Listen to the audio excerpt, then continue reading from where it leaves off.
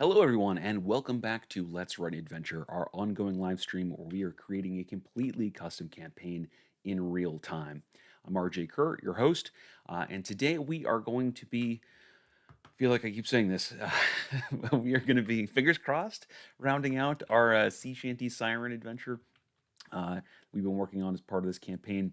Now, that being said, if you have not watched some of the previous episodes of this, if you haven't been sort of caught up to speed, or if you're joining us for the very first time, let me go ahead and give you a quick recap of what we've done so far, so that you're not lost and yeah, you're in on all the fun. So we are creating, as I mentioned, a completely custom campaign with its own unique domain of dread.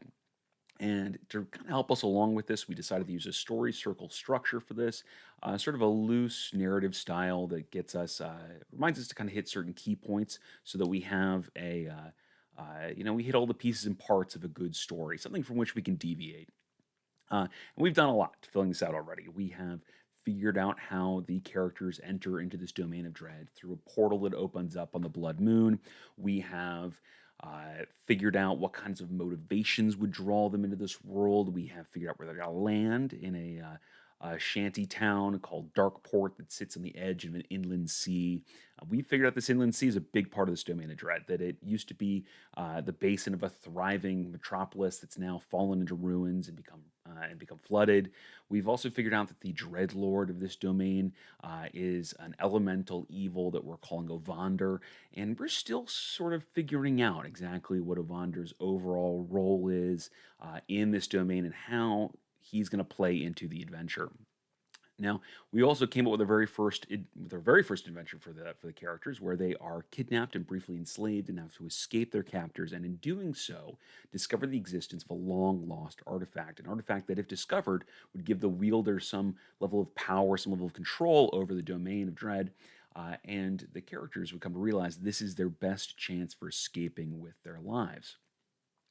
So now we're working on a part of the adventure where the characters are proactive. They're looking for this artifact, trying to hunt it down, and we have scattered clues all around the world using a node structure style, in which each of the nodes, or as I prefer to call them, investigative scenes, are either little mini adventures or some cases larger adventures. Or in some cases, just little encounters that the characters can interact with the hopes of finding more clues, and they can find clues in each of those lead to other nodes or investigative scenes and so on and so forth until they come to the ultimate solution. The great thing about this is that the characters, or the players I should say, have a lot of agency. They can send their characters pretty much wherever they want throughout the world, uh, without you having to kind of intervene as the DM. But at the same time, it also gives you as the DM or the GM a little bit of structure to work with, so you're not having to completely make everything up on the fly. And to that end, we've done a number of those, and now we are working on uh, hopefully, hopefully rounding out the sea shanty siren, what we're calling a complex social encounter, where effectively an encounter that relies very heavily on on social interaction, the dynamics between NPCs and the PCs, and there's a lot of role playing involved in this. So it's less about mechanics and more about the actual role playing of the game. And so what we've done is we've come up with this idea where the character's looking for clues, and they've been sent out to this siren, who's a predatory creature. She's lures beings to her toll and feasts on them. But recently, she's lost her voice, and she wants the characters to acquire a new voice for her in exchange for the information that they seek. And so she's developed a short list of NPCs that she would like them to choose from and collect this voice. But the catch is that the voice has to be given up willingly. So we dove into that with this idea, and we started working on this. We started working on a little bit of the background and uh, some of the personality traits of our siren. Again, since this is a character that we're going to do some heavy role playing with, and in fact, we've really considered about bringing the siren back at certain points throughout the campaign. We want to make sure that we really set ourselves up here for some quality success, and we've done more than just jot down a line or two about these NPCs. And so we have given her an objective, which is an immediate want. We've given her an ambition, which is a long-term goal, something that might span the course of the campaign. We've given her a couple of values to kind of guide her decisions and what sort of action she would take. Um, and some of those values can be conflicting in certain cases, which makes for very interesting choices in role playing. We've given her a secret, something the characters might be able to use as a lever to control her in the future, and then a little bit of a description. Now, we've done the same thing for the NPCs where that are potentially going to give up their voice, where we've given them a lot of things that we can role play with as DMs. But specifically, we've added to it with a dilemma, a reason why or why not they might be willing to give up their voice. So there's kind of a two sides to the argument here. We've also built out their secret and thrown in some clues so that the characters can discover that secret perhaps a little more easily and therefore use it in their negotiations or manipulations, as it were. And so we've done that for the bard, a priest character, a widow, and now we followed up with sort of a few complications. We figured out a complication for failure in terms of degraded reputation and making it harder for the PCs to accomplish things within that town and nearby towns. But then we also want a little bit a little bit of hurdles to success. So if the characters get the voice, we want it to be a little bit more complicated than just going back to the siren. And so we built out some encounters, some which are just kind of straight encounters, some that are more chase encounters, others that are more negotiation kind of encounters, or perhaps or trickery encounters, or perhaps another chase encounter, that kind of deal, to really add a little more flavor to this situation. And now, the last thing that we did last time is we were working on what happens in the end. What happens if the characters fail to acquire a voice? What happens if they succeed? What happens if they try to trick the siren and give over something that's less than genuine? And we came up with a couple ideas, but one of the things that we really honed in on here was this idea of this all starts with a contract, which makes sense because this siren is having the characters use this contract to collect a voice.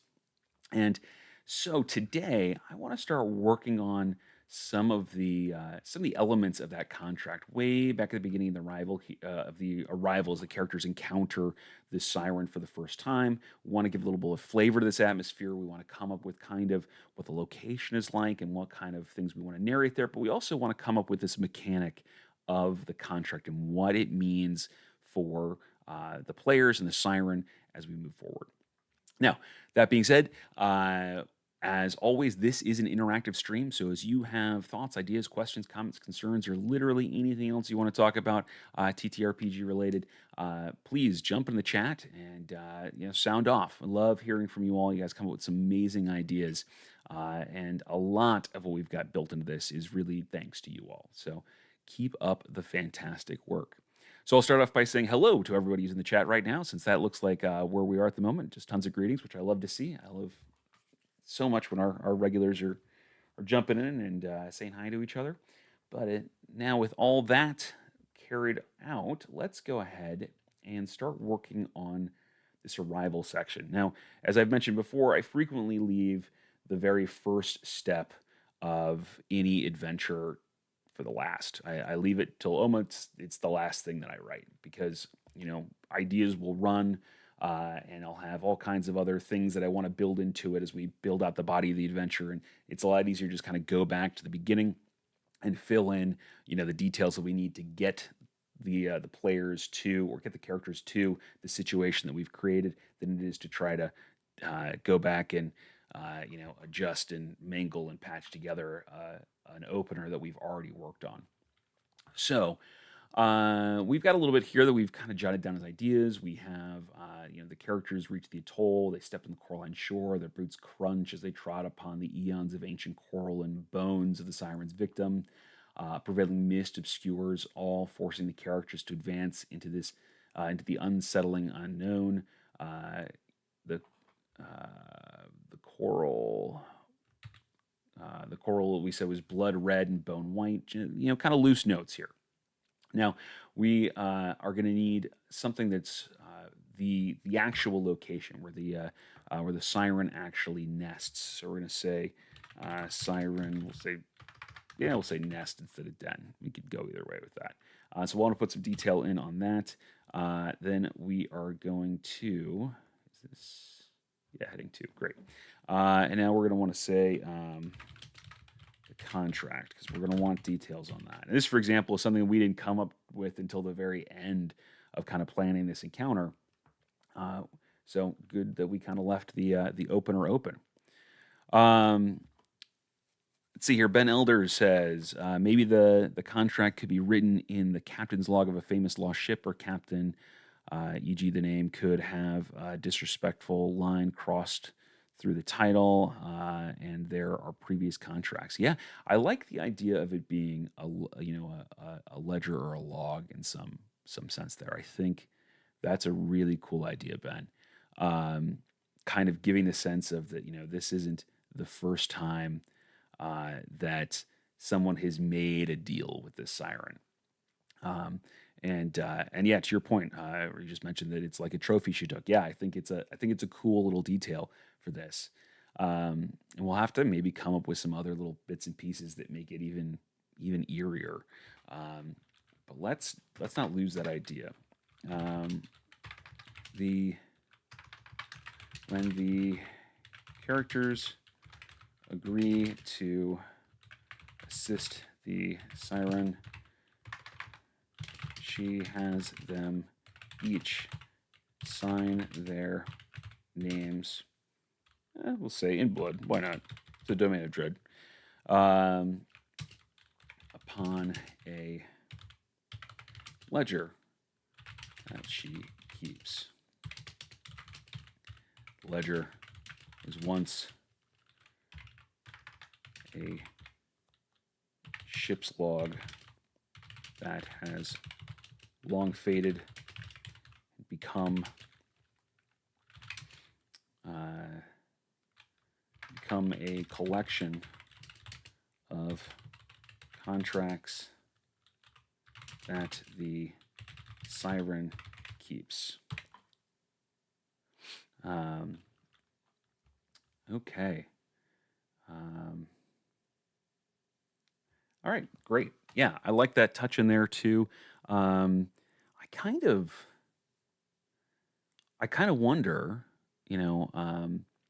if this was once, a ship's log, if this has sort of a storied history to it, is the ledger, is the log, it's haunted itself? I mean, is it sentient? Is it a sentient magic item in some capacity? What are the details on it? What happens, if the characters try to steal it? What happens? What does it do? What happens if they try to examine it? Do they see other names? Do they see other NPCs that they can track down? That's a really interesting idea, Ben. I like this a lot. Let's flesh this out. Let's see here. So let's say the ledger was once a ship's log that has long faded and become a collection of contracts that the siren keeps as a trophy. Let's say, nope, don't need that.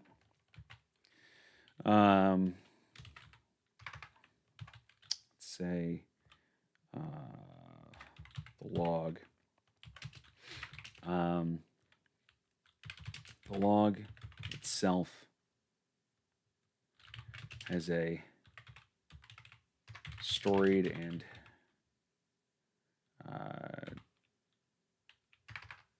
tragic past. Yep, I can't spell today. Tragic. Yeah, there's no D in that. Why on earth? Okay. Has a storied and tragic past. As such, it has taken on something of a life of its own.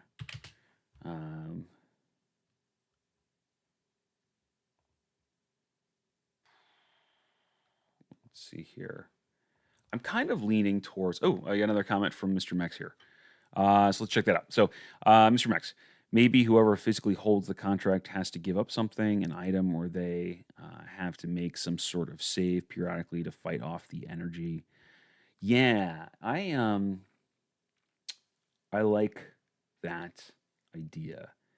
Um, the save in particular kind of thing I really enjoy, where the idea being that, perhaps this, because of all of the lives tied to this and the history of it, that this, log has become sentient in some capacity, and it does try to dominate its owner.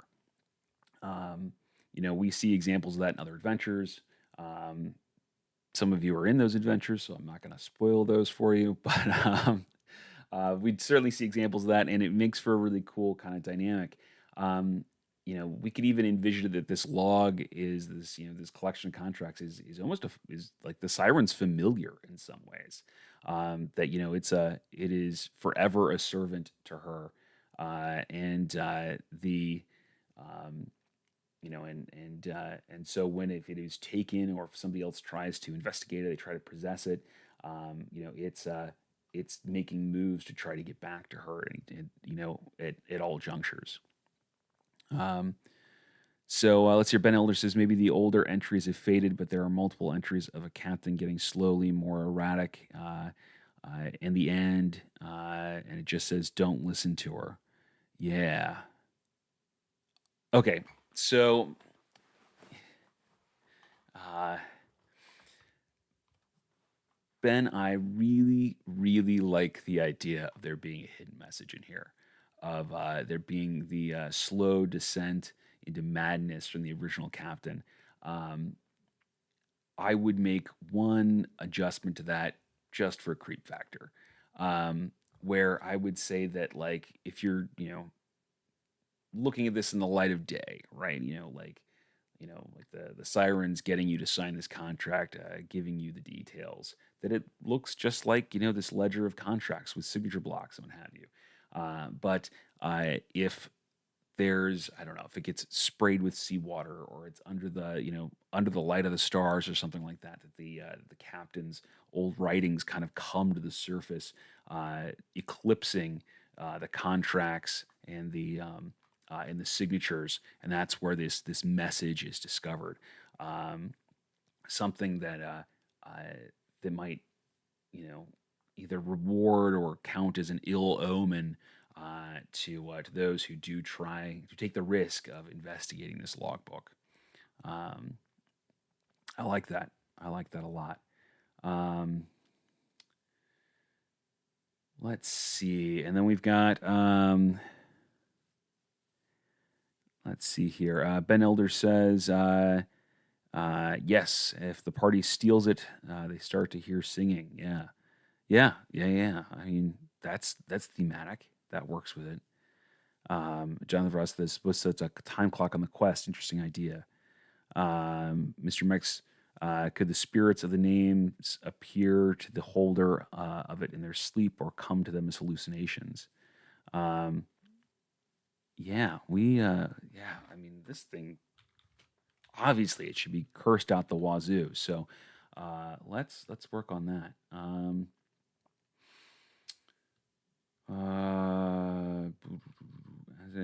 Such as taking on something of a life of its own. This accursed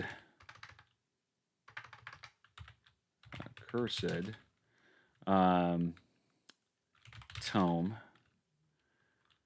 has become sentient after years of binding contracts and lost souls. It is forever loyal to Siren, serving as her familiar in many respects. However, we'll say, should it become separated from her, such as if the characters were to steal it, it makes every attempt to return to its master by dominating the creature who possesses it. Yeah. So we'll have to come up with some game statistics for this, but that could be fun. Let's see.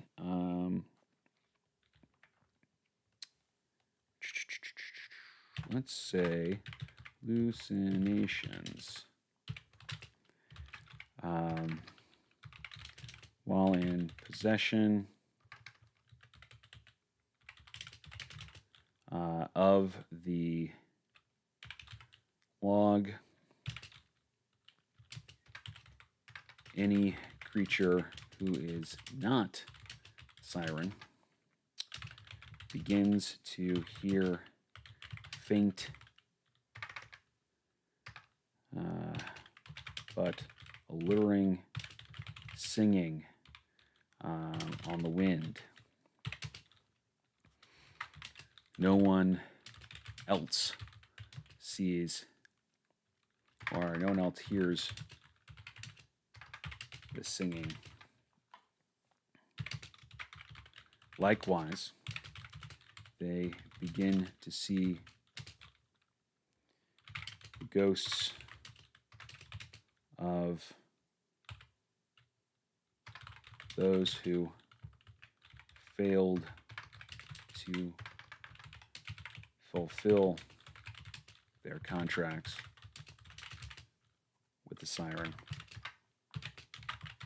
many of whom appear as drowned sailors.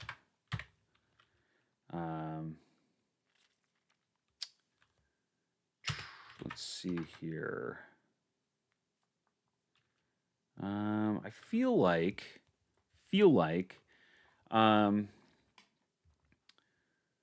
as we I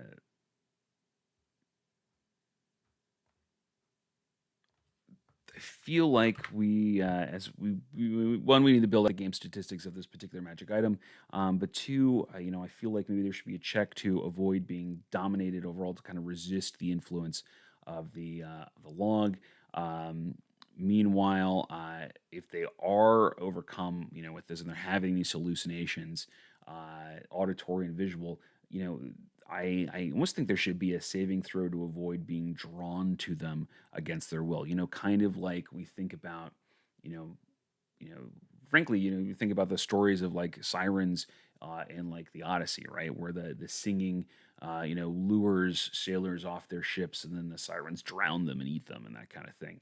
The song calls to them. So maybe there's an effect that that while they're dominated, while they have these hallucinations, that they've got to constantly be trying to overcome the allure of this song and of these hallucinations. So maybe we could build something like that in there too. See, it looks like we have a couple other comments here. We've got Ben Elder. Maybe the hallucinations could be ghostly apparitions of the previous captains, tormented and rotten. They deal solely psychic damage and are easily dispersed, but return every long rest until the book is returned. Yeah, that's a good idea. Yeah, maybe we put some psychic damage in here. That's a really good idea. Let's say TK mechanical effect. We'll say lure / psychic damage ? Cool. Yeah, because that could be really interesting. We'll chew on that for a second. Mr. Mix says, could the item react differently to someone of neutral or evil alignment? It absolutely could.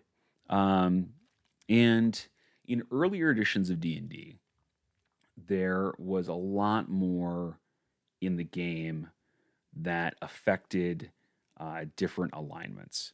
In fact, you can see some of the echoes of that if you ever read any of the Dragonlance books, right? Where they were in the form of the wizards' cloaks and their robes and that kind of thing. Where evil always wore black, good always wore white or gray, and neutral always wore red. And so you know there is some mechanics on that, and then there was spells like protection from evil would protect you from evil aligned characters and creatures and things like that, as opposed to specific creature types. Um, and so, yeah, there's if you were playing a game where alignment matters, i.e., that you have your players or your players choose alignments for their characters and lean into those alignments, then yeah, absolutely, you could have very easily have it respond to differently to different alignments, especially making the distinctions between good, evil, and neutral. If you're playing a game that don't lean so much into alignments, even for example, I generally don't lean a lot into alignments. Um, I kind of leave that up to the characters to character decisions, and then kind of assign alignments as necessary in the rare occasions that it becomes important. It would be a little harder to do in that instance, but it doesn't mean we couldn't do it. Um, we could certainly work something in here as well in terms of changes to how it perceives different characters. So let's work that in to sentience our little bit here. The log is sentient with its own objectives. It takes different tactics based on the alignment of the creature it's dealing with.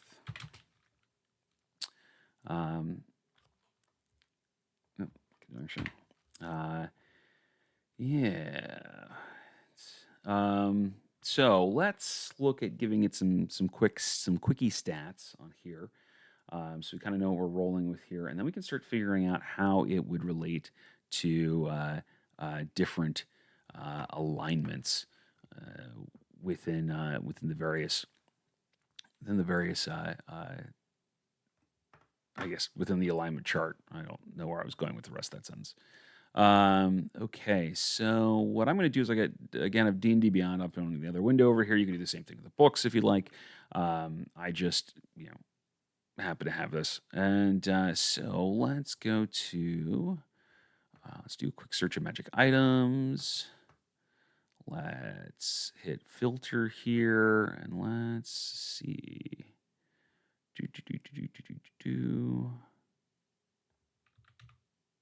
Sentient is one of the tags that we can use. Terrific. So we'll put that in, filter magic items. And, sentient items tend to be pretty high up in the rarity. Just kind of breezing through this. Most of these are legendary or artifacts, or there's a few that are very rare or rare. But this kind of gives us the idea of what we're looking for here. Is we can kind of look at some of the traits of each of these and get an idea for what kind of stats we want to put into this. There are a whole bunch of them that you can kind of run through here. They talk about the sentience, and they give it, effectively give it an alignment, intelligence score, wisdom score, and charisma score, which is pretty standard for sentient items. Might even cover, what languages it speaks and that kind of thing. Maybe a little bit of personality, if that's useful, and then just some other details that are individual to the item here. So let's see here. I mean, all I'm really doing here is kind of uh, breezing through this and trying to get an idea of ballpark what kind of ability scores we want. Because it's unlike creating a monster or creating a creature in this, we don't necessarily need to, figure out its AC or its hit points or that kind of stuff. Um, we might put in, a description of what needs to be done specifically to destroy it or something along those lines. But it's a little more, loosey goosey, if you will. Um, than than creating a creature stat block. So let's actually change this to kind of jive with some of the nomenclature we're seeing over here. Um, and again, I'm not going to mention specific items because some of these appear in some of the campaigns that you all are playing with me. I really don't want to give them away. But we'll follow some of the format here. So the log is a sentient, and let's say I think it would be a lawful evil item, uh, because it is a contract based after all, right? It's more devil than demon, and so yeah. So I think we can build out the intelligence wisdom from there. It looks like we got another comment here. Copper 96. What is this? Well, welcome to the stream, by the way. This is an ongoing live stream where we are creating custom campaign with its own unique domain of dread and all the adventures therein in real time. Instead of doing kind of the synopsis that you get with a lot of videos, this goes into every thought process and detail that goes into the process of writing these things. And we take into account lots of input from the chat here. So as you have ideas, thoughts, opinions, questions, comments, concerns, or really anything else, hey, jump in and be active. We come up, some of the stuff that you guys come up with is just absolute gold. And I love working that into these narratives here. So thanks for joining us. All right. So right now we're building out a sentient, lawful evil magic item. So we'll give it some stats here. Let's see here. One last thing. Copper says, "Cool beans. I'm going to listen in while I work and see what I learn." Fantastic. Yeah, this is episode 91 in this series. There's there's a lot of backlog, but we try to do a synopsis at the beginning of every episode. All right. So the log is sentient. That should be a sentient lawful evil item. With, let's see here, an intelligence score of, and we'll put some placeholders there, a wisdom score of XXX, and a charisma score of XX. All right.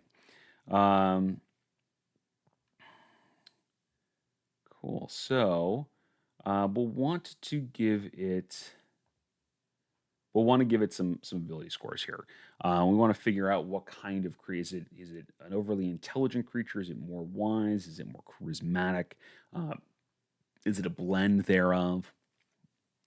We don't need to make these too terrifically high, but it's worthwhile considering all of those things. A couple other comments here from Ben Elder. Says, for the nest, I would definitely go with she lives in a beached Leviathan skeleton, maybe a homebrew animal that none of the party recognize. Coral slowly seems to be enclosing it, glowing faintly. Yeah, I like that idea, Ben. I like that a lot. And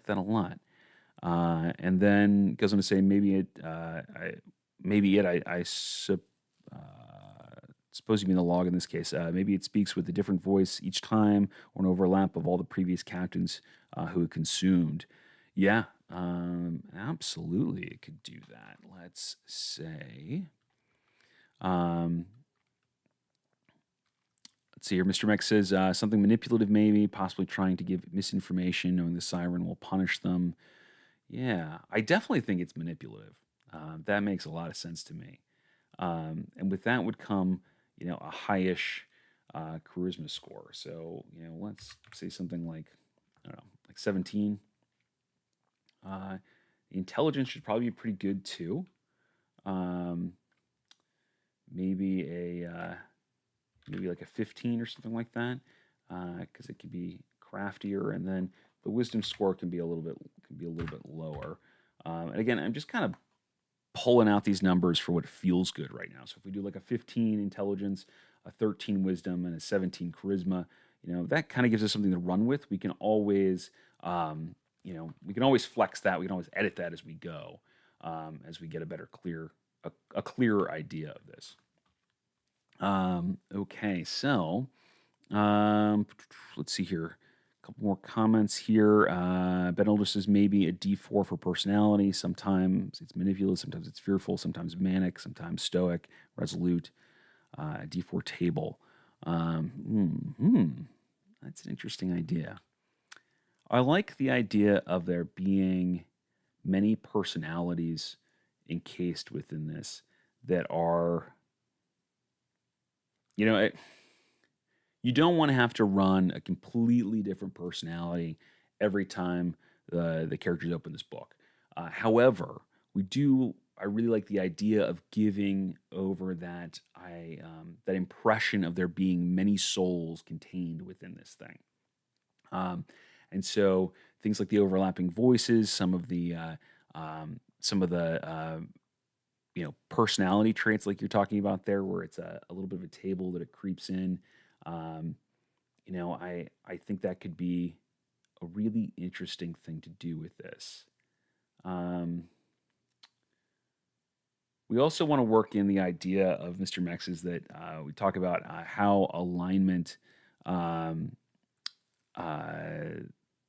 alignment adjusts its tactics and what kinds of things it might try to do. Maybe it's less about randomness of personality on this. Maybe it takes on different personality traits depending on what it's trying to achieve. Because maybe at the core it's manipulative, and now it's using a fearful persona, it's using a manic persona, it's using a stoic persona, it's using a rational persona, it's using whatever to advance whatever its individual goal is at that time, and based on who it's working with. And so we use the table as well, but it's not so much about adding randomness to it as it is just giving us some more tools.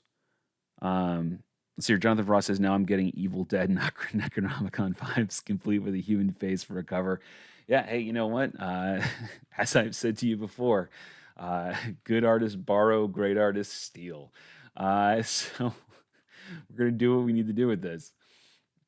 All right. So I personally was thinking about the spell book from Hocus Pocus. I was thinking about all this as the eye, and it's made of human skin, but different associations. Okay, so let's see, we've got some basic intelligence, wisdom, and charisma scores. Let's give it some. Let's give it some language that it speaks. Let's see here. The log can communicate telepathically with any creature who touches it. It speaks common. What other languages should it speak?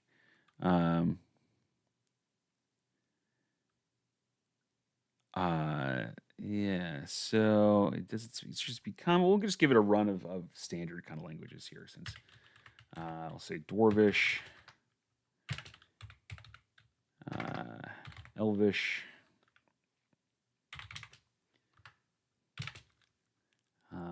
and say Gnomish. Yeah, I mean, I'm just pulling languages out of bag here. So it speaks Common, Dwarvish, Elvish, Gnomish, um, and yeah. So Mr. Mix says confuse everyone, have it speak Celestial. I wonder though, since it's kind of fiendish, maybe we should have it speak Infernal. Um, so we'll add that to the list there. Why not? Why not? Um, let's see here, and then Ortho says if the PC who's holding this doesn't act out everything, we shame them. I mean, it's part of the bit, right? Um, let's see here. It takes different tactics based on the alignment of the creature it's dealing with. So we should get a table going here and pop that in. And we will say, I don't know if we need an extra line there. Oh, well. We'll say alignment. We'll say personality. We'll say tactic. So maybe we say it takes on different personalities and tactics based on the alignment of the creature it's dealing with. Okay, so I think we can keep this pretty simple in this case. We don't need to do all 9 alignments, although you certainly could if you wanted to. But I think we can just go with good, neutral, and evil. Although you could certainly add lawful and chaotic into that if you really wanted to.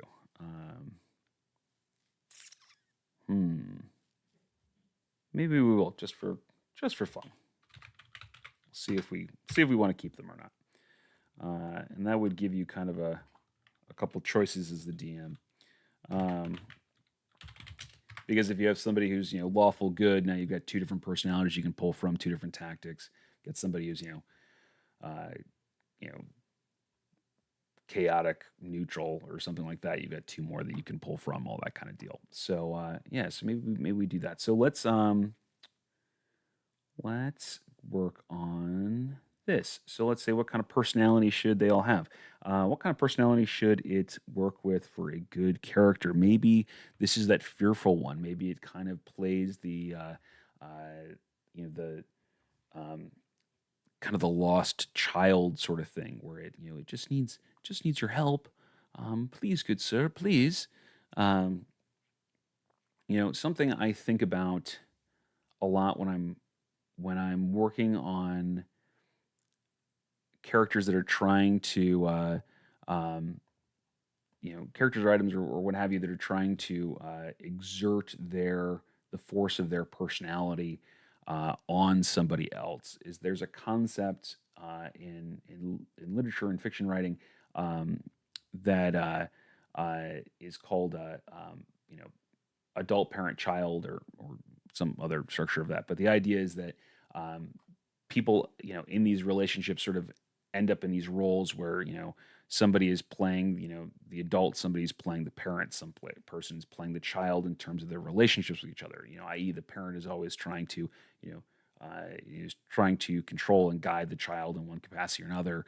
The adult is supposed to be rationality over emotion. The child is supposed to be emotion over over control in some situations there. So if you kind of think about those things and that sort of triangle there, it can help you sort of figure out what kind of manipulations NPCs and well, in this case, items would use. So let's think about this. So it might try to play the child here, the lost, lost, fearful child. That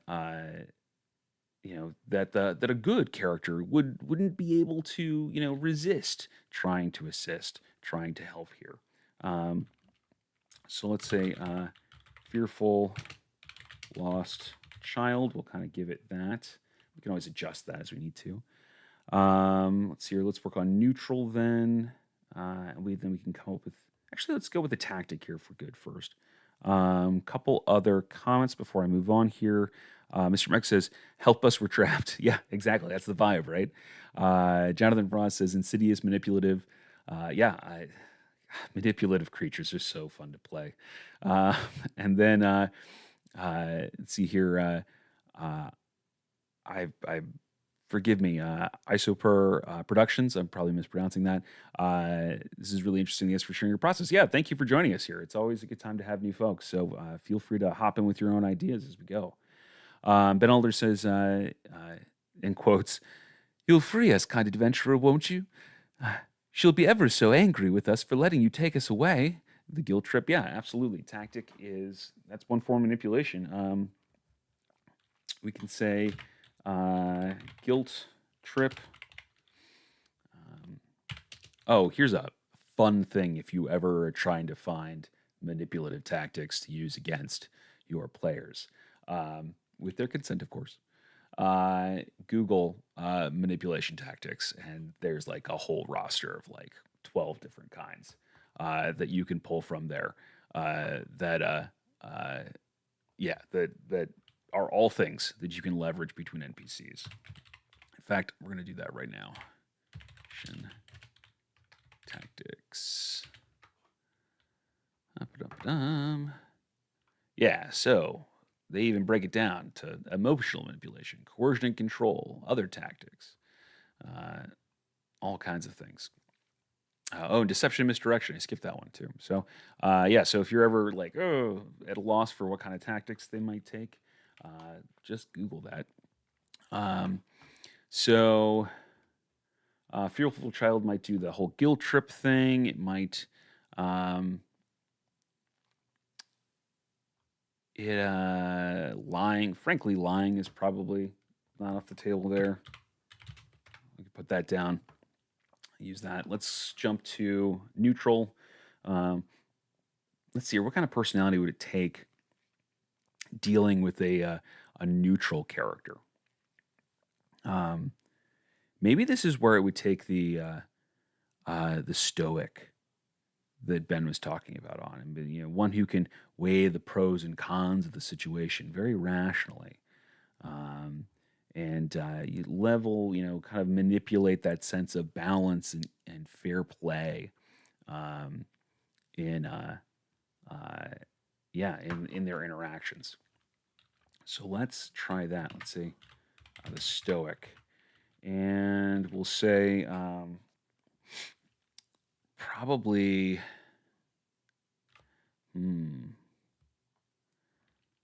It would definitely use some reasoning and logic. Using a little bit of either kind of blame shifting or maybe even a little gaslighting.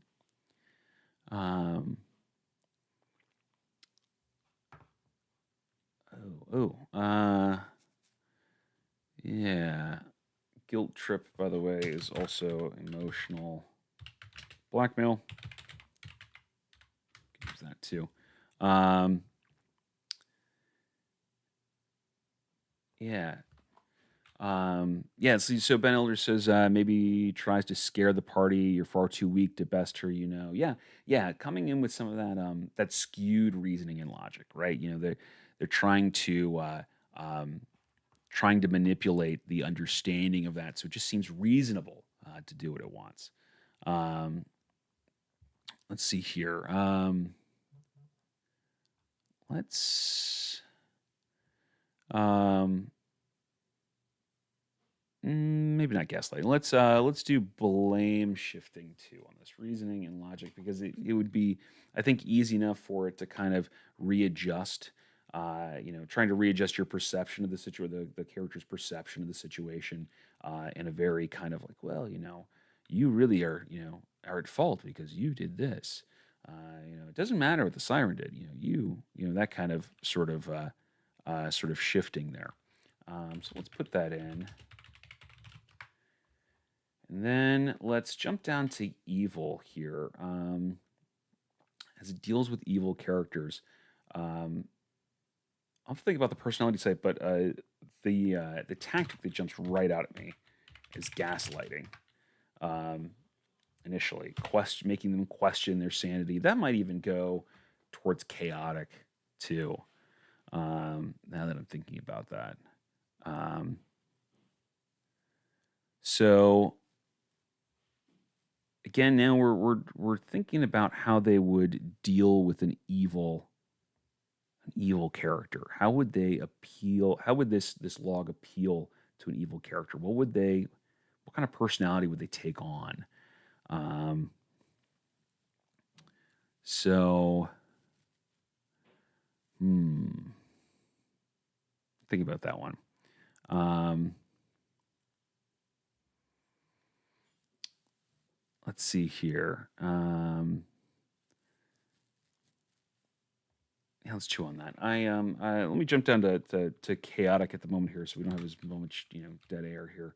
But I think that's where we kind of would get that manic personality from, um, and um,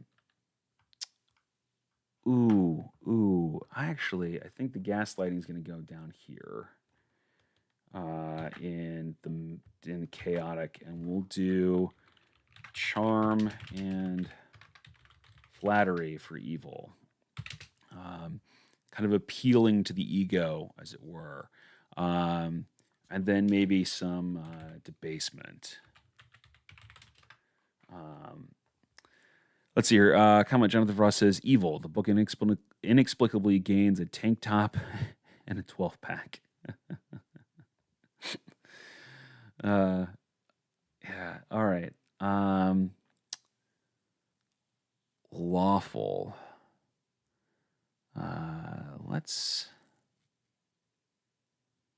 Lawful, I think, would probably be, in terms of tactics, intimidation, and uh, coercion would come to mind for that. Effectively, um, trying to use the boundaries of fair play, the rules, and kind of try to bend somebody to its will doing that. Um, and you still need some personalities for evil and lawful here. I think maybe evil. If it's dealing with, I mean, if it's dealing with an evil character, we should keep in mind that it's adjusting its personality to the player characters. If it's dealing with an evil character, um, then if we're going with kind of charm and flattery, debasement, it might be a kind of a sweet talker kind of personality. I would see here, um, you know, somebody that is, um, full of, yeah, full of that charm and flattery, but they'll slip in some of those, some of those backhanded compliments in there, some of those little jabs, and kind of use that to manipulate and debase and kind of talk this evil character into doing what they want to do, and then kind of cutting them down when they don't. See, Ben Elder says maybe evil could try and seduce with power. Think of the reward she would lavish upon you. Yeah, yeah. I think that comes with kind of the charm and flattery, right? The kind of the idea being, um, we'll toss that in here too as promises of power. We'll say promises of reward. We'll actually say, um, and the idea being like, oh, you're you're exactly who she'd be looking for, who she'd want to lavish her praises on, who she'd want to take under her wing and become her, whatever, and give those promises, those empty promises of reward would fit well into there. And it's kind of that sweet talker. I actually honestly visualize that voice as like a little Southern grandma. Uh, is the voice uh, that it would take on when it's trying to speak to an evil character there, with all of the charm and flattery and promises of reward and just those little bits of of cutting you down, those little bits of debasement when it needs to. apply the pressure when you're not following its intended path for the character. Um, and I'm gonna make a little note to myself. We're gonna say Southern grandma voice. Okay. Uh, Lawful. Then we need a personality for that. How is it going to deal with lawful? And in this case, um, uh, yeah, let's hear Jonathan Ross says, "Oh yeah, its voice has to be the tiniest, sweetest, meekest voice." Yeah, that just says, nice things to you, and then gives you a little jab when you're not doing it once. Uh, you know, and manipulating an evil character that way with all of the flattery that they need, that their ego demands. Uh, Lawful. Let's see here. What kind of personality trait would they take on for lawful? I'm thinking um, something something imperious, something hierarchical, something um, that kind of instills this sense of there being a chain of command, right? Um, and that the character's actions don't aren't falling within that order that must be preserved. Um, so yeah, so Spindler's is self-righteous. That um, yeah, I think that self-righteous works. I think that works. Uh, let's see here, self-righteous. Um, yeah, I think it's good. And then Jonathan Frost says lawful evil could invoke a false sense of entitlement. Yeah, yeah. The nice thing about kind of being able to switch these around here and mix match these as needed is that to your point, yeah, for lawful evil they can swap back and forth between charm and flattery and coercion. They can promise rewards and then try to intimidate, and that kind of gives us lots of levers to play with here with for individual characters. I think, um, yeah, I like that. I like that a lot. Excellent. All right. Well, with that, I think we are going to go ahead and wrap things up here for the evening. Thank you all so much for joining me today. It was so fun to have so many familiar voices, so many new voices in here. I hope those of you who joined us for the first time, had a good experience here. And again, please feel free to hop in the chat with your own questions, comments, concerns, and ideas as we go through this kind of thing. We run these live streams pretty much every Monday and Wednesday. We occasionally do an extra one on a Friday just to move things along.